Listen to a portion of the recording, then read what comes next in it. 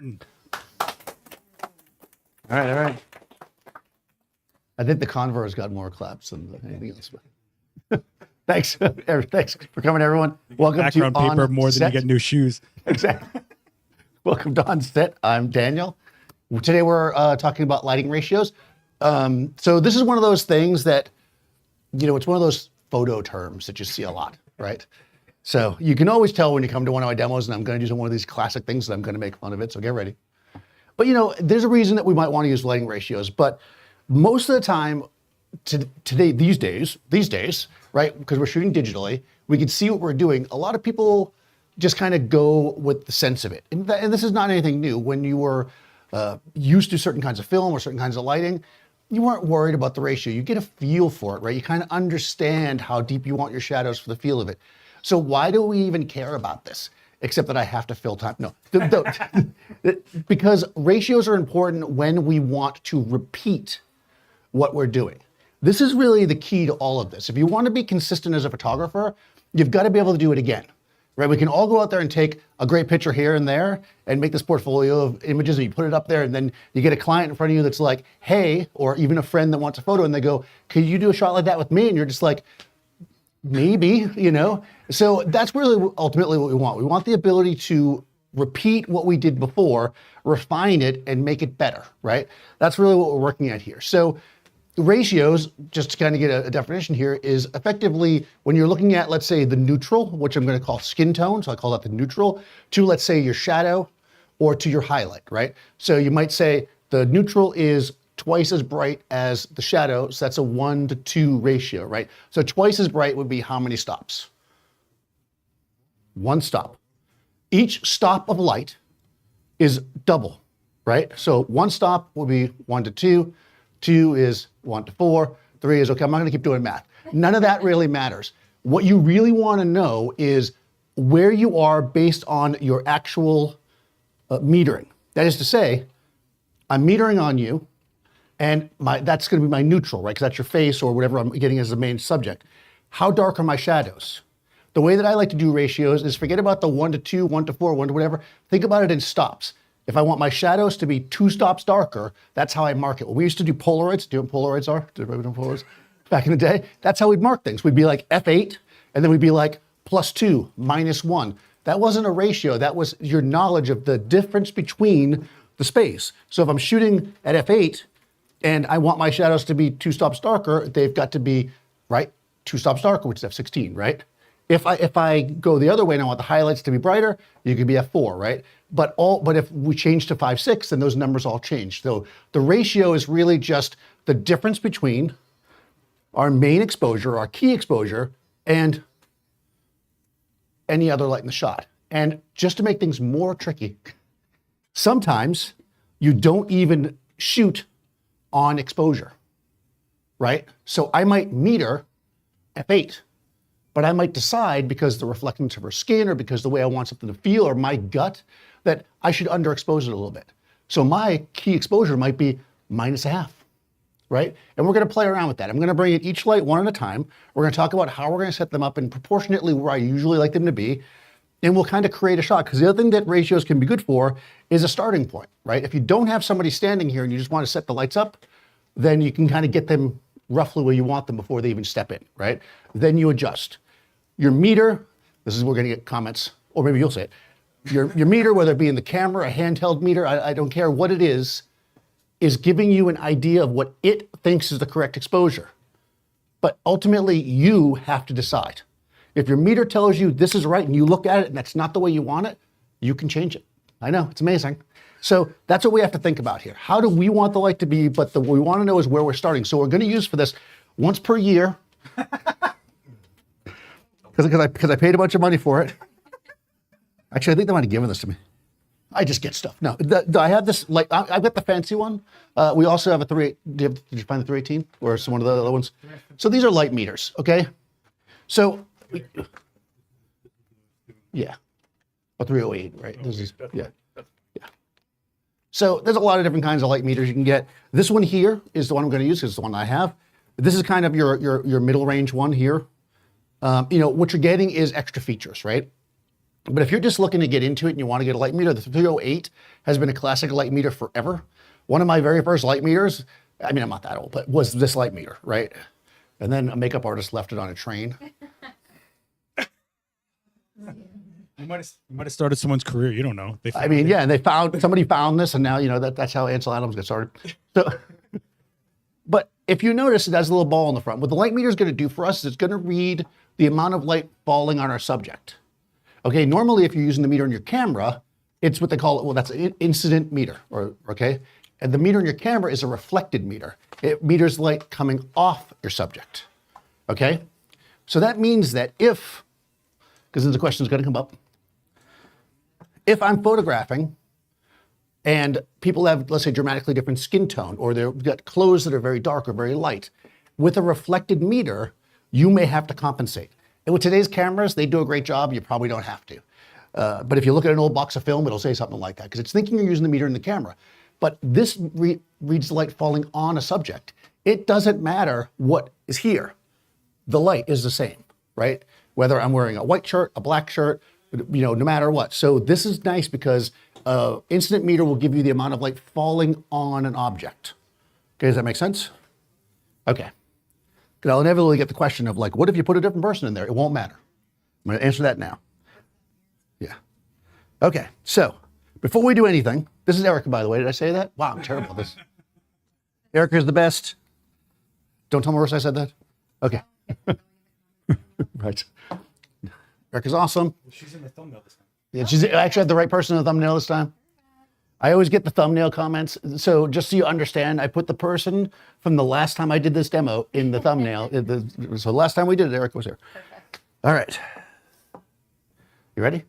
I'm ready. We're going to use flash. The first thing we want to do is establish that none of the light in the space will affect our shot. So I say this every time because this is a very important step. And eventually, as you're shooting, you'll just do this and you won't think about it, but I got to fill time. No. So basically what we want to do is I happen to be here, right, in a beautifully lit space with professional lighting. You might be in somebody's house. You might be in an event space. You might be outside, right? Wherever you are, if you're using flash photography and you want to control your environment, you've got to set your camera based on the environment. And in this case, to get rid of all the light, okay? So what we're going to do is we're going to set our camera at the lowest ISO within the normal range, which is 100 in this case.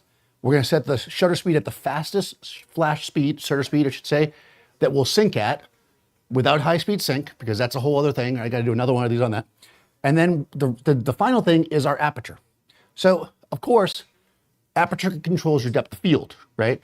You may think, well, I want to always shoot, 1.2 because I bought this really expensive lens. I mean, this is a plain gray background. It don't matter.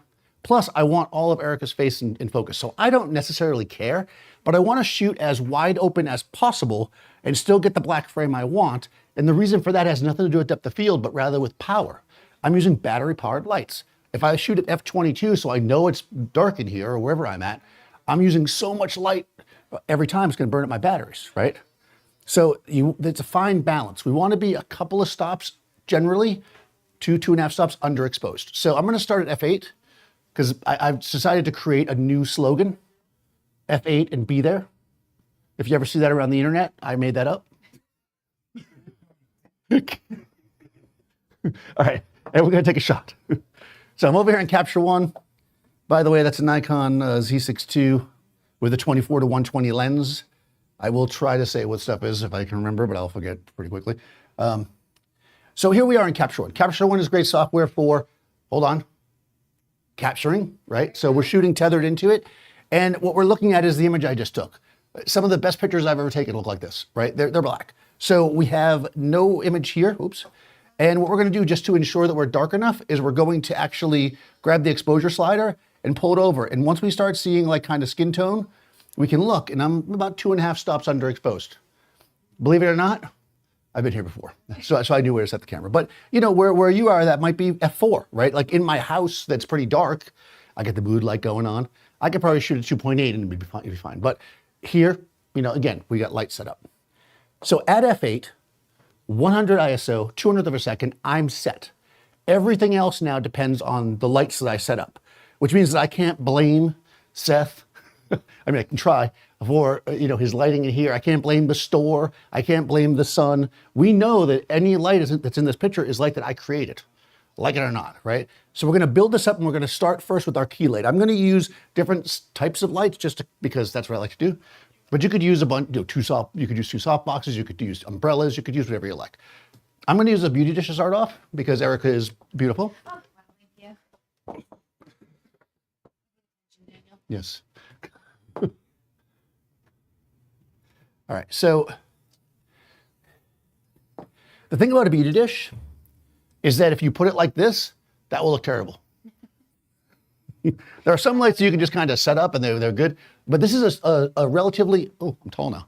This is a relatively small, right, punchy light source. It's a silver beauty dish, and it's got a grid, which is gonna control the spill of the light. This is gonna create kind of a small area of light that's gonna be punchy. And I'm doing this for a couple of reasons. One is that this will create a nice harsh shadow so we can actually fill in with the light to show ratios, because otherwise, what's the point, right? All right, I need a sandbag. If you do not put a sandbag on your beauty dish, the sandbag police will come and give you a fine. Always put the sandbag on the long leg, always put the weight out over the long leg. So we're gonna swing our beauty dish out.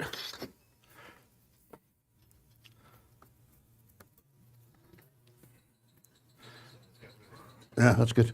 A little air conditioner, because, it's, yeah. It's that time of year we have to have the air conditioner on. It's not because the lights are hot, at least not yet. So what I'm going to do is I'm just going to bring this in, and we have to consider the angle of the light. The more severe the angle is, the more shadow, right, that she'll have, right? So if I put the lights directly above you, right, long shadows coming down your face. Why am I blocking myself with the camera? If the light's flat to you, they'll be shadowless, right? It'll go backwards. I want to create shape to her face, but I don't want long, deep shadows down her face. So something like this is pretty good. This is 47.5 degrees.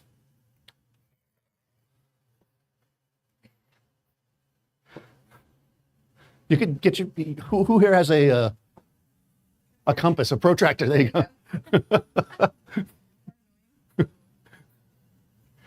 All right, I'm gonna put the myline light on so we can see where it's at. This is in my, well, first I gotta turn the light on. Okay. Yeah, it's tricky around here. So let's see. Oh, okay, I'm not gonna. So this is my A group. And what we're gonna do is we're going to use the light meter, because that's what I brought it for.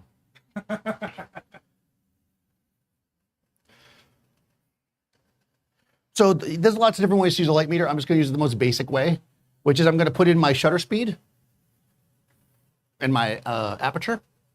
So, no, sorry, my shutter speed and my, I got the wrong group. A, please.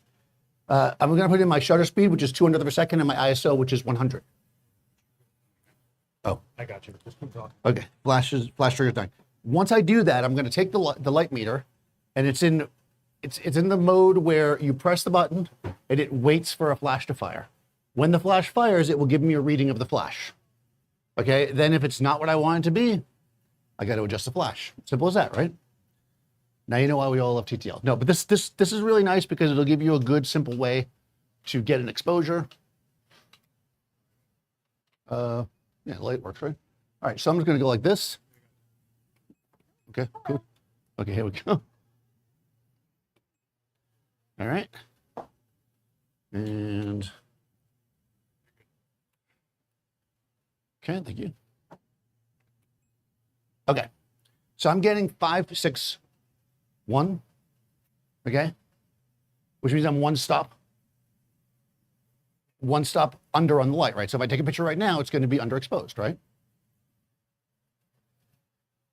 Let's do it.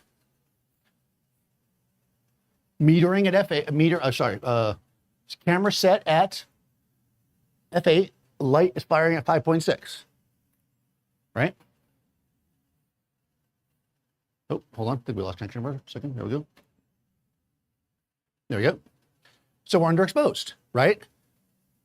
You might say, no, that's perfect, Daniel. Remember I said earlier, the meter's just going to tell you what it thinks is the right exposure. But I'm just looking at this light placement wise. I think it's a little bit low. So I'm going to raise it a smidge.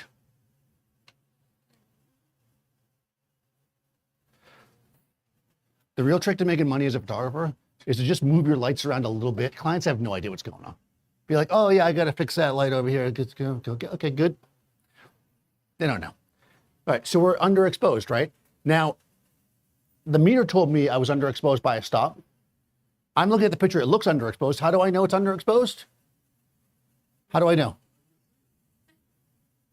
No, because I'm looking at her. Look, there's Erica. Does she look like that? No, right? She looks brighter than that. So I can grab my exposure slider and drag it up if I want to confirm. That's about a stop, right? That's pretty much what she looks like, right? Yeah, meter does a pretty good job. So I can come over here to my light.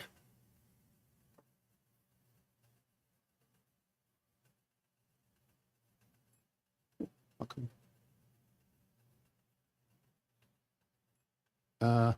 Seth, why are they all turning on and off when I do that?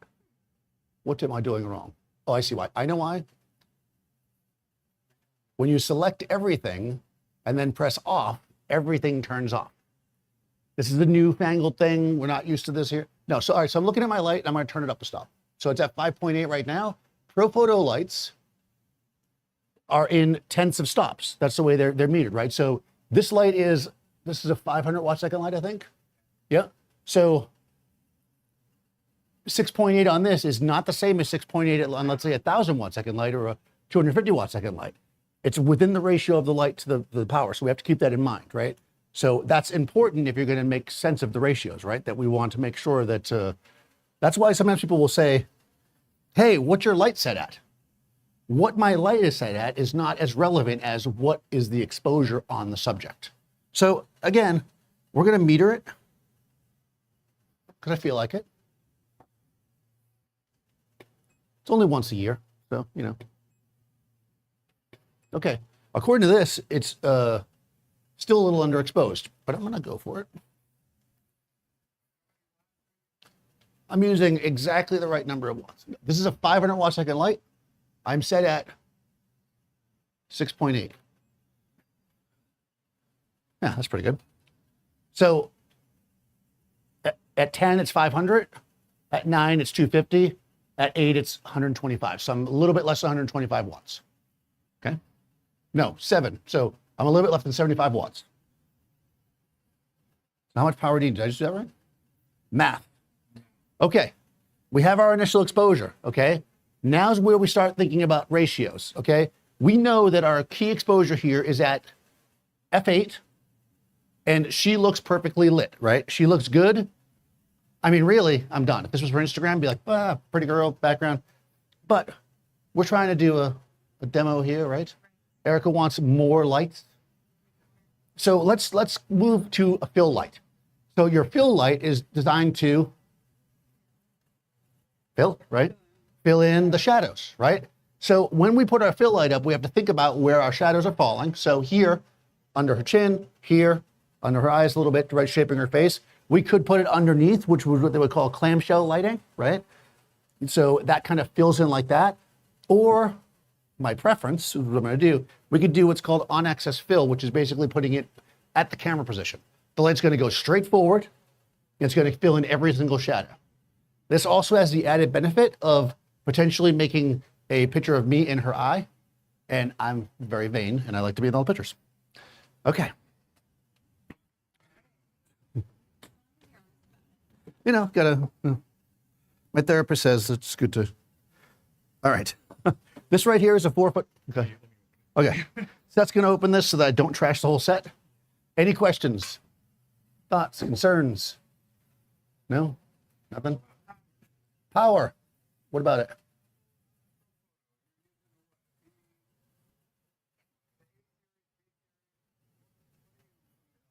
This is a Profoto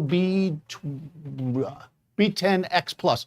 Sorry, we just switched lights, so I had to make sure which one I had. This is a B10x Plus. Yeah.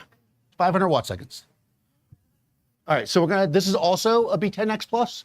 So same, right? I'm gonna put this behind me like we used to do in the 90s.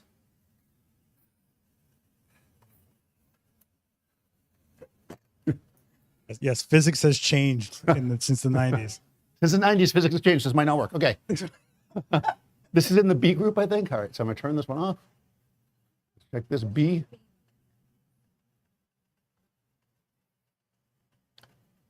Nope, maybe it's in C. Did I not turn it on? Hold on, let me check the group on this guy. This is what happens when I set all my groups ahead of time. Oh, this is somehow in 1A. I don't know how that happened. This is in the B group. Channel 13. Don't give away the channel. Nobody knows that. I won't say it out loud. All right. So when you're setting up your lights like this, it's kind of important to, in a sense, to not confuse yourself. And it can happen real quick on a fast set. To keep things kind of orderly, I generally go A group is my key light, B is any fill light, C is separation lights. If I have additional lights after that, like background, those could be like D, which is what we have here. I have a question. Tony's asking, are there any limitations if you use a reflector as a fill?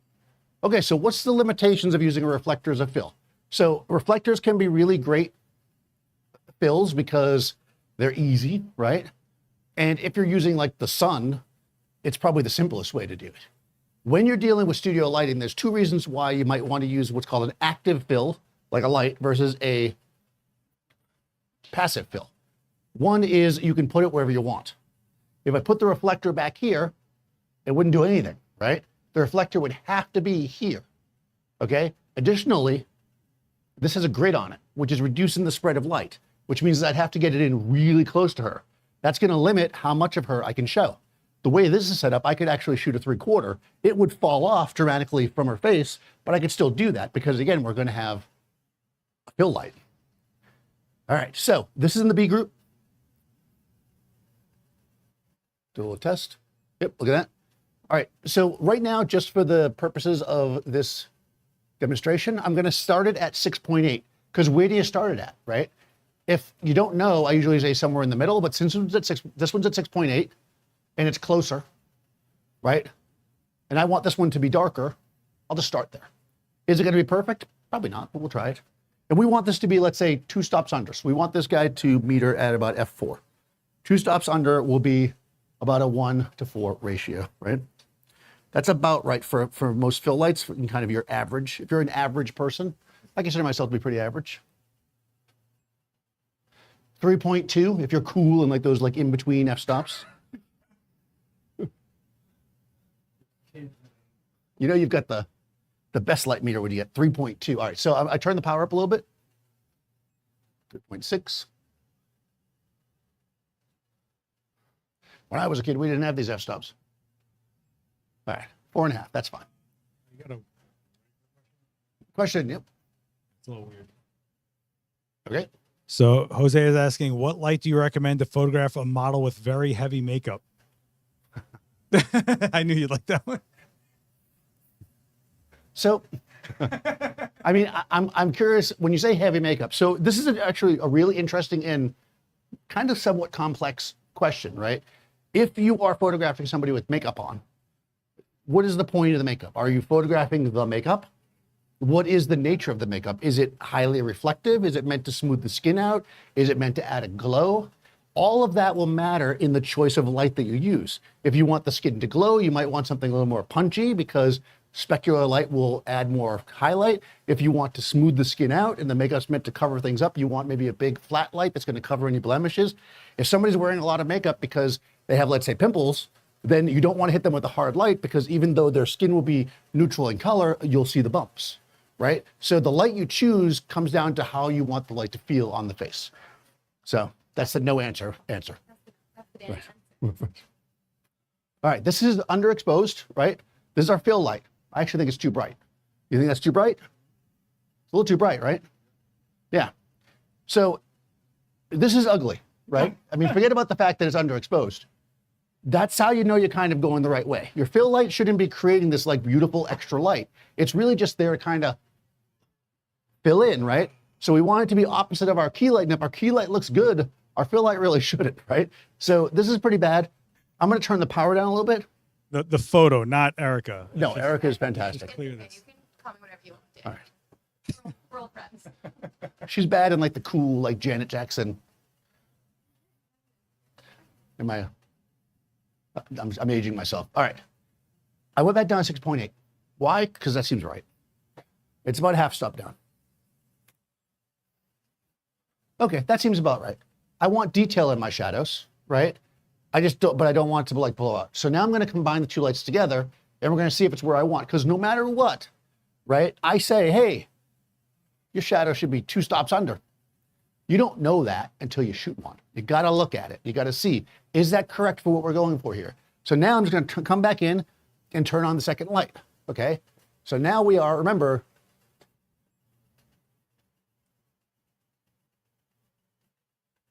on exposure, right? This is at exposure, F8. This is 2 stops under roughly. It's 1.5 stops under, or 2.5 stops under rather, okay? On, 2.5 stops under. We have to remember that, we tested on it. This is why polars are nice, because you're right on them. Okay, now we can see no fill. Fill. You see the difference? It's subtle, right? It's filling in the shadow. It's not removing the shadow, it's filling it in. You can still see the nice shape of her face. Everything still looks nice, but the shadow is less dense. Okay? If you want the shadow to be even less dense, you can turn it up. And this is one way that you can play. Get a friend, somebody that you want to make portraits of, get them in the studio and make notes, right? This is one thing that I think with using a digital camera, if you're learning lighting, can be a little tricky. It's great because you can shoot 1 million pictures and see them right away. But if you just do that, a week later, you're going to go, what was I doing? So take a second to say, okay, 2.5 stops under, right? On exposure. Let's go a little bit brighter on the fill and see if we like it. Let's go back up to where I said it looked terrible. Because, you know, I just like to remember that I said that. So I went up half a stop on the fill. So now I'm a little bit brighter, right? So maybe you like that better, right? That might be nice. And this is the original shot, right?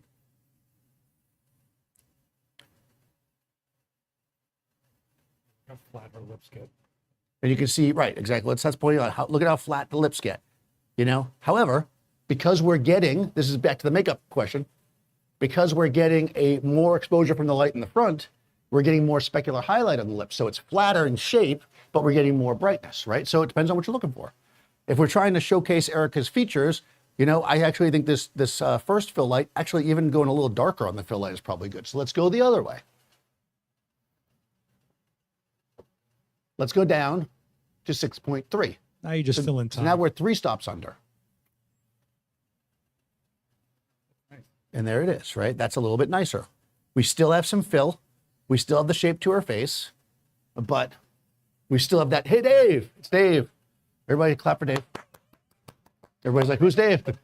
This is Dave Briscoe, one of the original OG.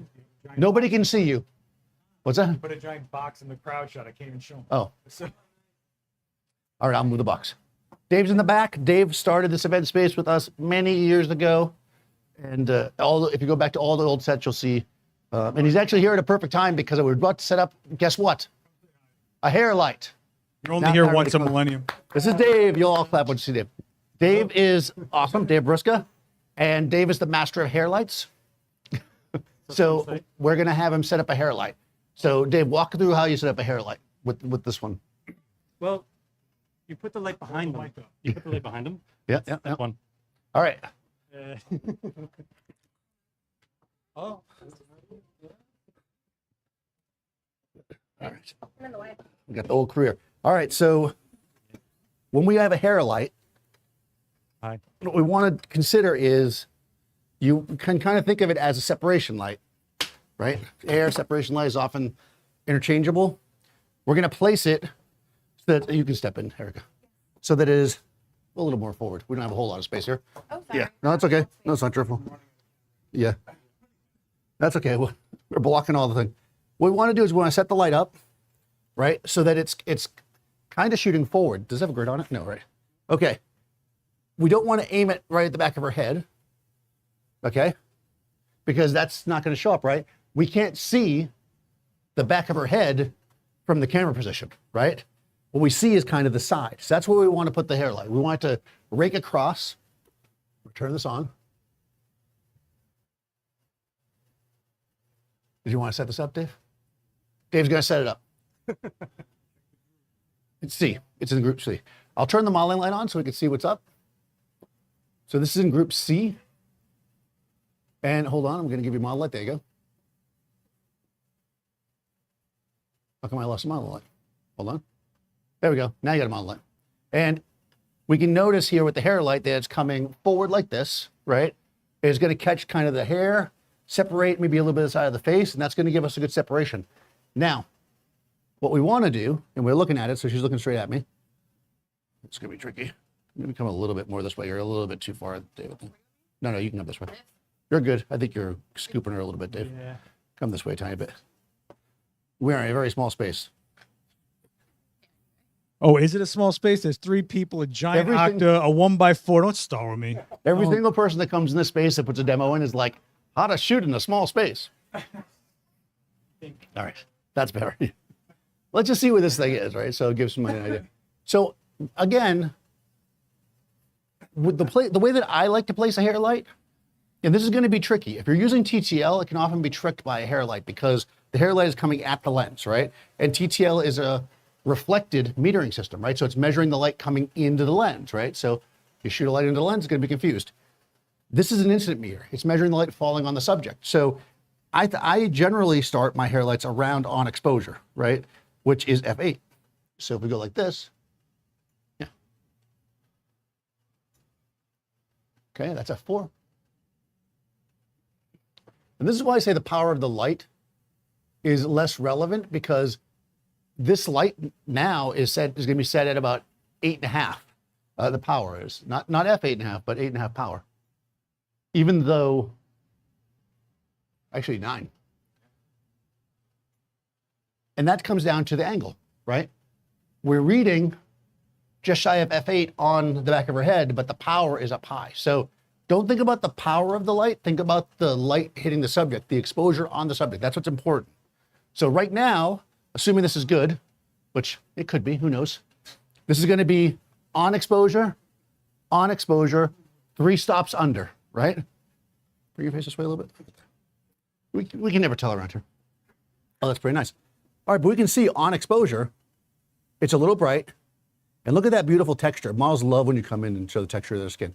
But look at the beautiful texture. Look at that. So if you're shooting makeup, right, here we can see this beautiful makeup on her eye. I mean, it's obviously dark, but that's nice.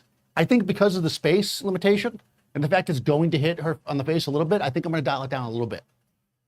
You got a question. I got a question. So Jeff is saying, seems generally you meter each light individually. Is there a time where you'd meter all the lights firing at the same time?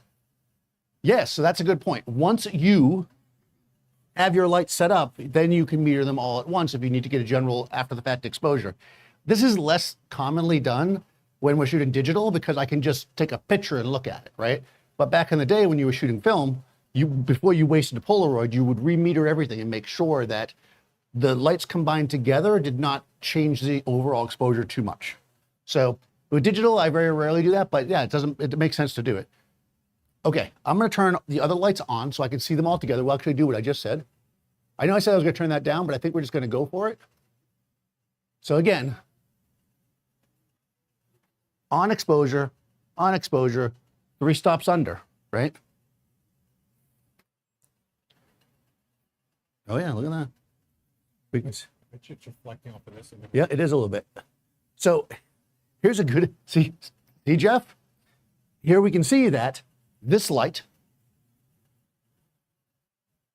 is reflecting off this, which is increasing our exposure, right? So when you start adding more lights in, it does make a difference, and we have to start playing around a little bit. We can do it a couple different ways. We could maybe turn this one down and then less would bounce, and that might work. We could also turn this one down. We could change the overall exposure. The first thing, which is changing the overall exposure, is something we could check pretty easily by just going into Capture One and just turning the image down a bit.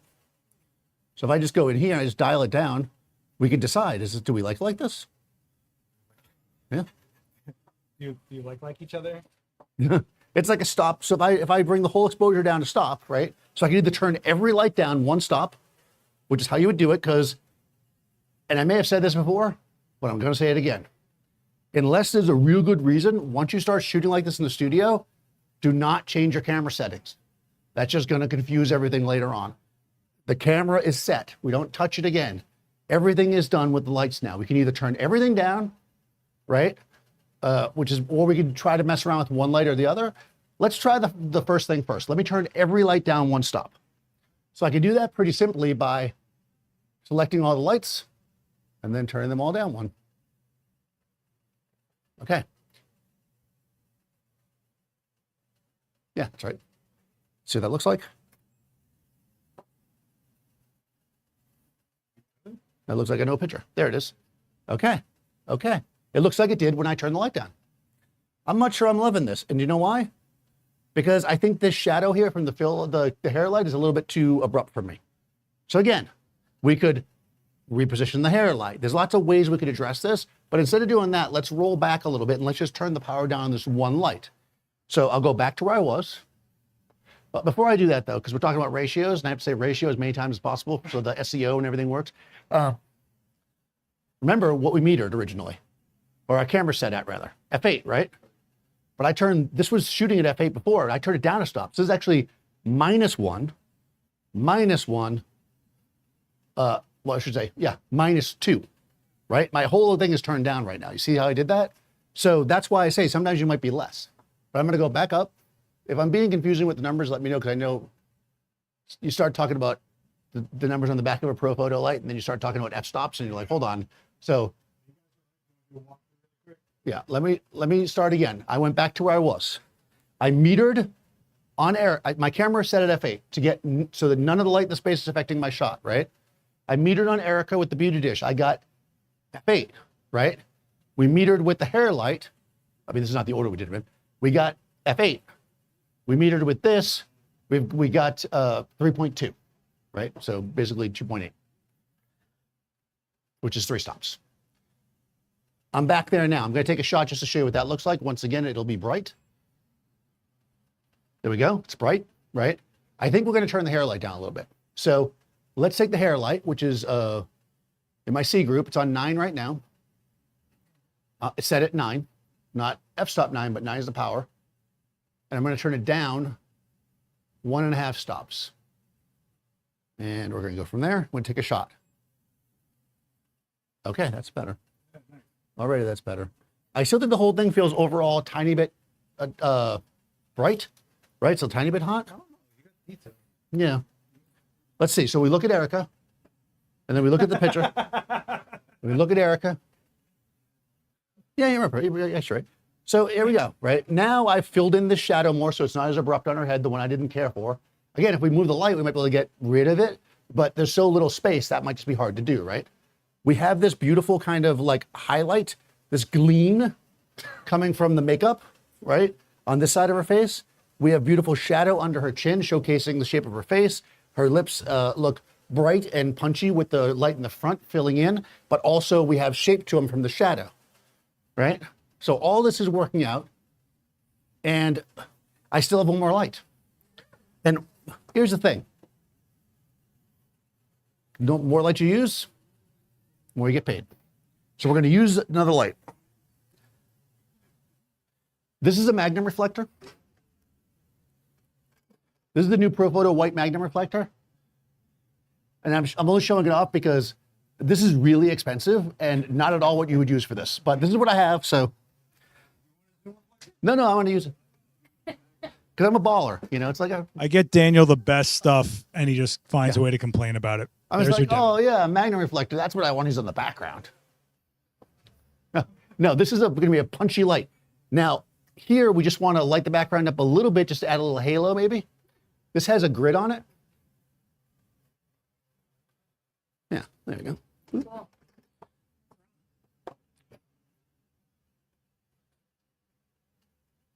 This is in D group, okay? Right now, it's set at, I'm gonna set it at the same as I set everything else. Ah. That didn't change anything, I swear. All right. It is not the dented edition. It is brand new. After this demo, it'll be Daniel dented for sure. Yes, that is true. This one Although is that's not my dented. beauty dish. Don't dent my dish. Yeah, this is Seth's. We're not going to dent this one. All right, so like always, or always since I started this demo, we're going to start with the light set at the same exposure, so the same power, 6.8. I'm going to have Dave meter it. Right in the Someone's center of asking, the- what if you did TTL on all the lights at once, I guess. Okay, so what if I did TTL on all the lights at once? Well, then in theory, here we go. 11. Okay. If I did TTL on all the lights at once, in theory, it would try to give me an exposure that works out to be neutral on all of them. So it could be perfect, or it could be not, right? The issue with using TTL is, to go all the way back to when we first started, is it's harder to repeat the exact same shot again if you don't really know exactly where you're at. You can start that way, but then I'd want to meter it just to know, right? That's kind of how I would do that. Okay, so we just have this background light, and just to, to fill time, I'm going to turn off the other three lights. All right. All right, so this is just the background light. Magnum reflector, overkill. Oh yeah, well that's bright, right? Why is it bright? We read F11. What's a F11? A stop overexposed, right? We're shooting a light gray background. It's a stop overexposed just with that one light. What happens when all the other light that was hitting this? Because remember, when we look at this shot here that we liked, look at the background. It's gray, right? But what does that mean that the background's gray? That's true, but there's light that's hitting it. Because if no light was hitting the background, it would be black. So again, it's not like this is the only light that's touching the background. So not only is this light a stop overexposed, it's also only having to bring the background up a bit. So, it's overexposed.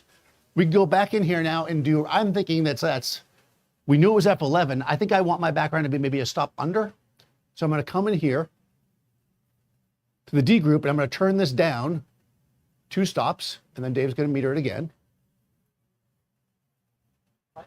5.6. 5.6. Is that 2 stops under F11? I went to photo school. They should have taught me that. Okay. Okay. To be fair, that was how many decades ago and what's changed? Right. Back then we didn't have ISO. We had ASA or whatever. We had DIN, bro. Right. We had DIN. I disconnected. Oh, there we go. Okay. I still think it's too bright. It's also not centered on her. So let's fix that. Can you center it more on her, Dave? And we'll turn it down one more stop. Yeah. A little more, a little more. Yeah, you're good. Perfect. All right. I turned it down. I turned it down one more stop because we're going to trust the Profoto numbers are correct. So we started off metering and it was 1 stop over. I turned it down 2 stops to make it 1 stop under. Then I just turned it down 1 more stop. So now we're 3 stops under. Yes. Or are you telling me 1? Peter Hurley. Never heard of him. What am I shooting in?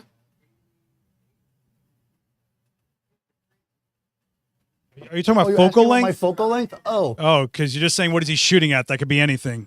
Oh, okay. So Peter Hurley shoots at 88 millimeters. Yes, that's what I'm shooting. 85, 93. Okay, so here's the answer to that question, which is not the answer you want to hear. And this is good for everybody here to hear. I don't care. Not that I don't care what he shoots at, but I don't think about my focal length. You know why? What's more important than your focal length? Shot.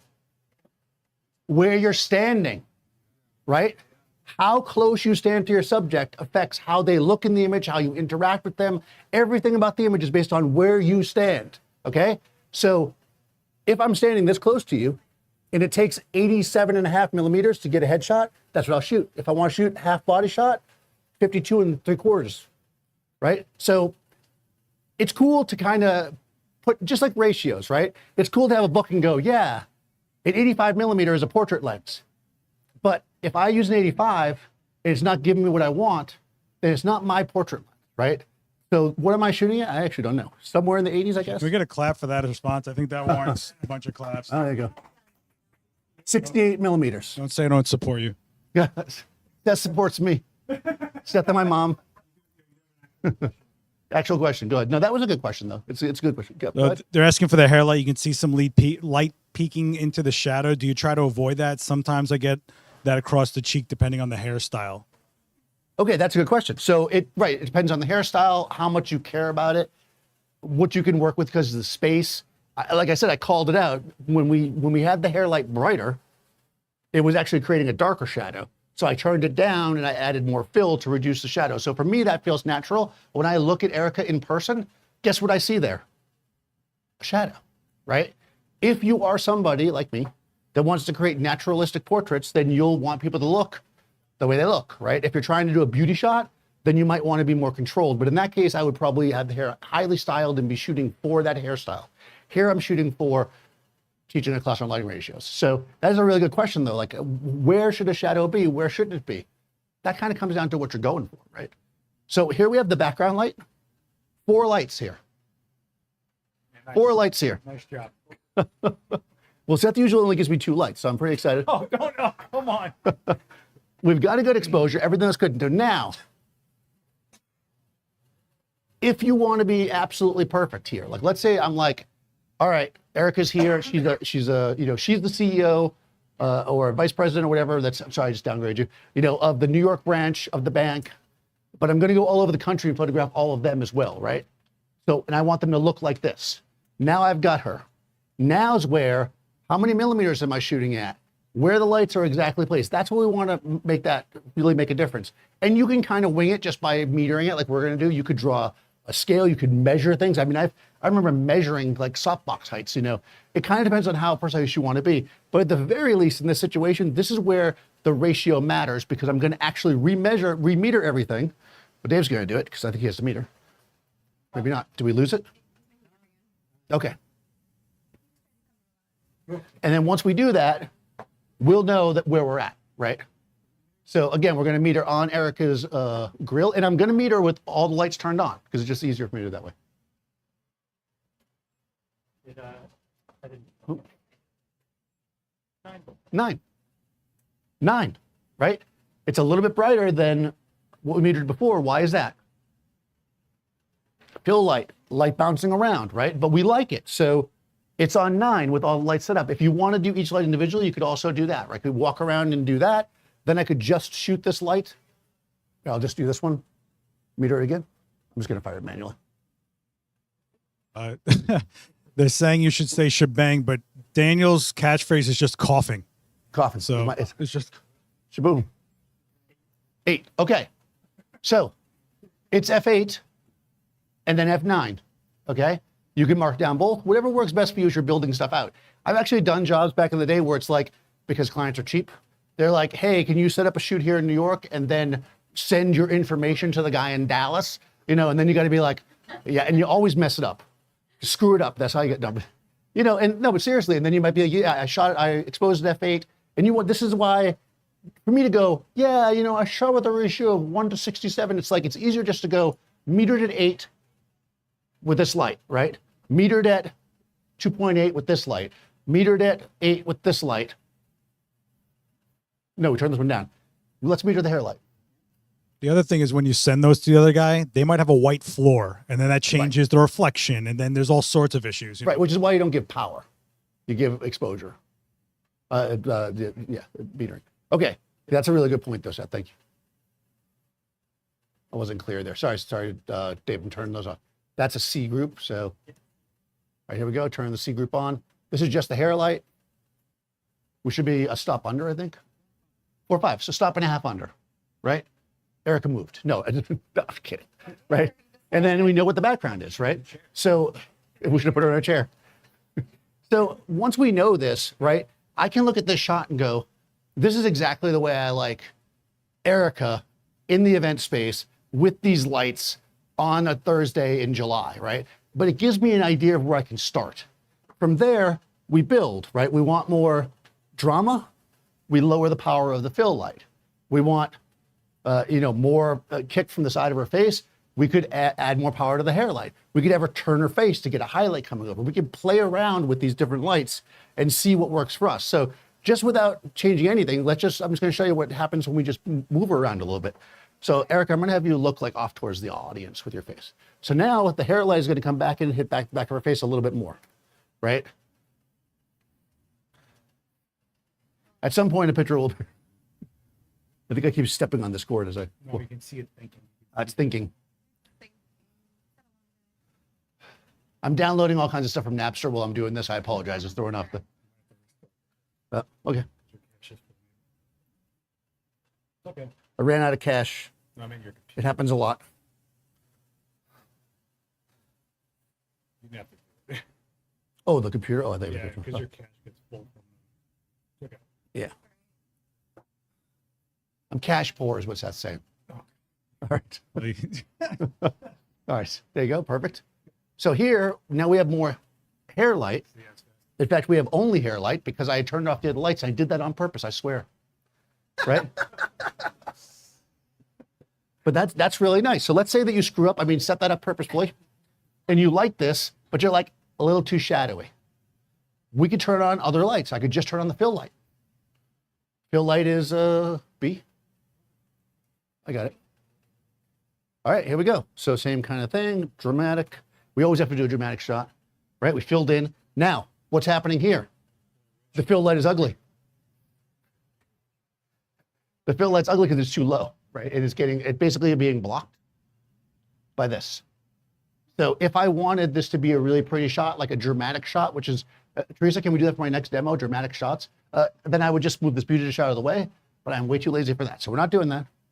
Instead, what I'll do is I'll kick the beauty dish on a tiny bit. Remember that the beauty dish, right, is how much brighter than the background light? 2 stops. So if we turn the beauty dish down 2 stops, I think that's 2. I took basic math. Then we start to even things out. And we still have that drama going, but it's not over the top, right? And we can play with the ratios as we want, right? So here, our camera set at f8, -2, -3 on exposure, right? You see how I'm doing this? See how the ratio works out? f8, this is reading f8, right? I don't need to read it anymore because I can adjust my lights. This is the beauty of not having the old packs where you used to have to like pull heads out, right? The Profoto allows you to remove that. Once you have your baseline set, you can adjust your lights and just keep track of where they are in relationship to the exposure and where you had them set originally. Does that make sense? Am I completely losing people with math? Am I going too fast? Magnum? Hold on, who's that Magnum? It's not on. Would you like to see the Magnum reflector turned on? All right, so Magnum reflector, here we go. You don't have to ask me twice.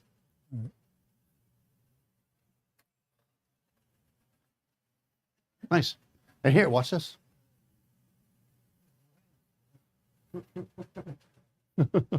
Things I can do. It's always fun to mess around. This is why I say grab a friend and see what you're getting, right, with different kinds of light setups and see where your lights fall, right? Now this is just the beauty dish slightly underexposed in the front with the Magnum, right? Kind of nighttime-ish, not really good. I'm sorry, that wasn't the beauty dish, that was the fill light here. And if you guys want to see what each light is doing, if you don't care about the shot, gel them different colors and see where they're landing. There you go. Sorry. No. I didn't mean to talk over you, but yes, that's a great idea. Hijacking your stream. No, you're good. Yeah, come this way a little bit with your face. Here we go. Hold on, it's not focusing. Come on. Oh, is it? Okay, so something is going on. The camera's trying to connect or something, so it's not. Huh. Not grabbing the focus. I did. All right, here we go. I have it on, I have it on cat eye focus, which normally works for Erica, because, you know, and people named Cat, but it did not work.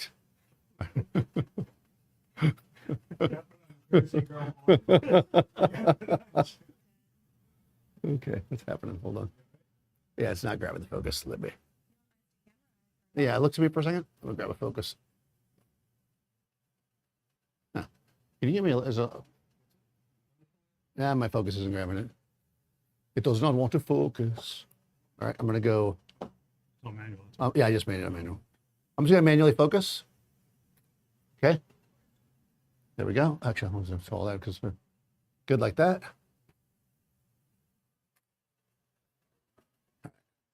There we go.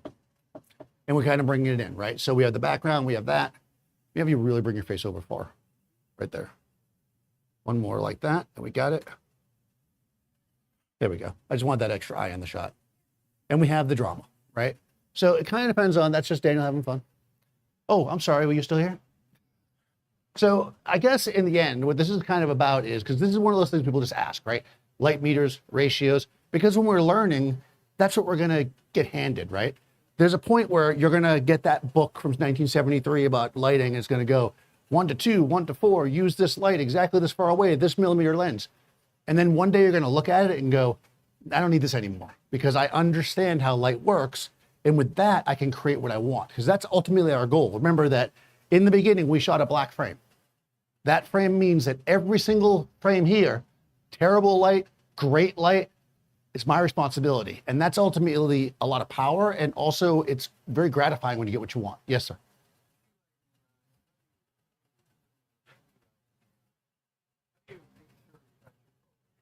How do I make sure I have my focus? I used focus peaking. Normally I use autofocus. I gotta tell you, autofocus is great. I mean, This new stuff called autofocus. it's, you know, I mean, but here we're having issues because of the contrast. So I used focus peaking. So focus peaking, for people who don't know, basically it's often used in video. It was a video function. Basically it adds in this case, a red line around what's in focus. So I put the focus point on something I wanted to focus, the edge of her eye, right, as you say, and then that's a line, so focus peaking can grab it. That's how I did that. Your autofocus is fine. It's working now. Yeah, it just wasn't grabbing it. That's all right. Yeah, yeah. Well, I didn't shoot any that were. I put it on AFS, though. I'll change it. Yeah, yeah, that's good. No, it's cool. Okay. All right. Okay, any questions, thoughts, concerns? We're all concerned. On this last photo, you just had the hair light on, right, for that one? Or did you have another light on? This one and that one. Okay. Oh, yeah, I forgot. that. Yeah. 2 lights, twice as much money. Twice as fun. Yeah, because if I just had the hair light, right, the separation light as it would be in this case, then we got the original shot here, which is like this, which is more dramatic. So, you know, kind of what you like. I kind of like that better, but that's me. That's classic, right? And then, or you can do a little background, you know. It kind of depends on the flavor. They can, you know, sell 2 prints to the client. How to make money with photography, that's my next, my next demo is that, except you guys have to come here and tell me how I can make money. All right, any questions though?